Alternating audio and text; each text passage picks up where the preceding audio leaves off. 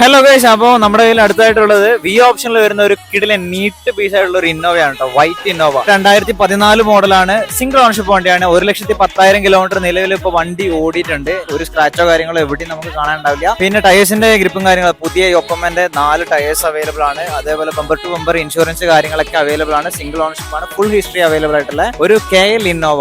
അപ്പോൾ ചോദിക്കുന്ന പ്രൈസ് എന്ന് വെച്ചിട്ടുണ്ടെങ്കിൽ 12,45,000 രൂപയാണ്. താല്പര്യമുള്ളവർ പെട്ടെന്ന് തന്നെ കോൺടാക്ട് ചെയ്യുക, എന്നിട്ട് പൊക്കി എടുത്ത് പോയിക്കോളൂ കേട്ടോ. അപ്പോൾ ഓക്കെ, താങ്ക് യു, ബൈ.